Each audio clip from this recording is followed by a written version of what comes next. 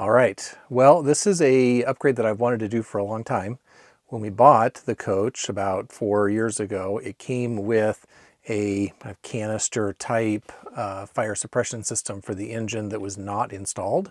And I really liked the idea of a fire suppression system, but that canister just always kind of scared me as far as difficulty of mounting the canister and the hose and the sprinkler head system. And so I haven't ever got around to it, but I discovered a product that I think will work very well and will be much easier to install. And so I got this product. Here's the packaging. It's called Blaze Cut Automatic Fire Suppression System.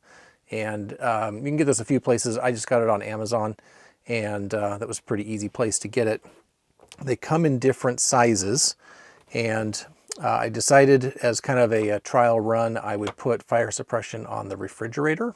So as far as motorhome fires go, I think the engine is one of those places that can be a source.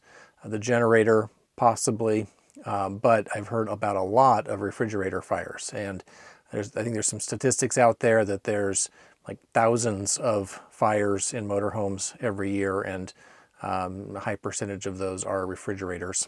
There's a few reasons for that. The refrigerator, at least in our coach, runs on propane if we're not plugged in. Otherwise, it'll run on 120 volts. But you've got a propane line there.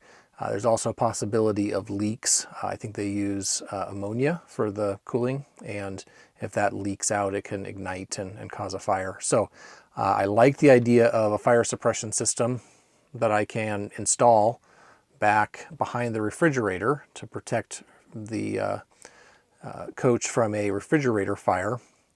This, I think, will be very easy to install. It's basically, the size I got is a 1 meter loop. They come in various sizes. The sizing is based on the amount of kind of volume or space that you have to protect. And there's not a lot of space behind the refrigerator.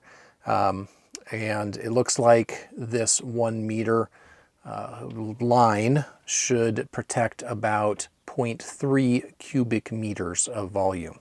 I didn't exactly measure behind the fridge, but I think it's much smaller than that. So I think this is going to be a good size and should fit back there very easily, be very easy to install. The way this works, you probably can't see it, but there's kind of an air bubble inside of this. The tube is filled with a liquid, and it has a melting point. So this tube melts at, I think, like 290 degrees Fahrenheit. There's numbers on the box for Celsius. But when that melts, the fluid expands into a gas. It displaces all of the oxygen and extinguishes the fire. So pretty simple design.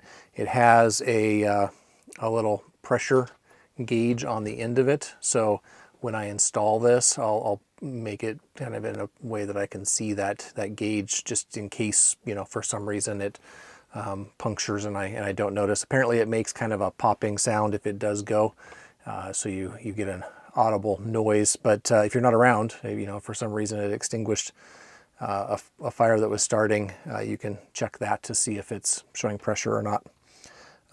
So I think pretty straightforward product, pretty straightforward design. It's a little bit on the expensive side. So this 1 meter size, I think, was about $200 on Amazon.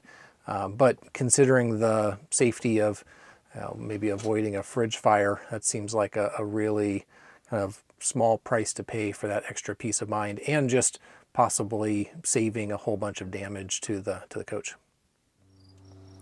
All right, so I've been looking at how I'm going to mount this, and I want the system to go past kind of the points of ignition over here, right? This is where the burner is. But I also want to make sure it doesn't get too close to this. I don't know how hot this stovepipe gets.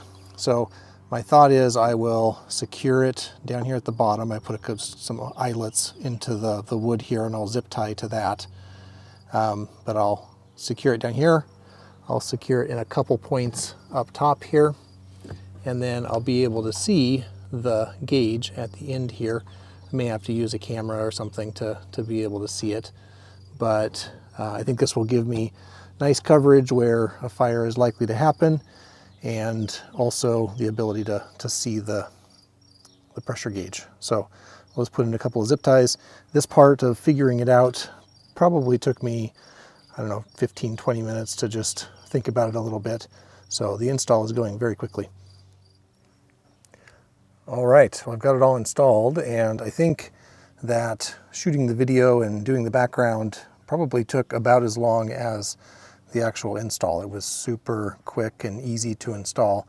I ended up routing it with 3 tie-down points. They provide high temperature zip ties. I don't think I really need high temperature zip ties in this particular application, but I wanted to make sure that this was going to be secure and not really have a way to get over and touch the chimney that could be hot, or the firebox down here at the bottom. So I think this will be a good install. I'll keep an eye on it as we take a couple of trips, make sure it doesn't wiggle around. I could put maybe another tie point over here, but really I think this is going to work well, and I think it's going to give me good coverage of the area that it could start a fire.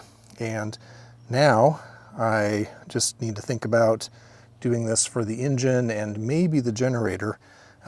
Engine is another kind of point that could cause a source of fire for a motorhome.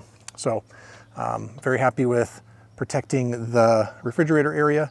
I'll put in some just some pictures of motorhomes like ours that have had fridge fires. They're pretty terrifying. So anyway, I definitely think this is a pretty easy install and a simple upgrade to improve safety. And I guess stay tuned. We'll probably be doing one for the engine here before too long.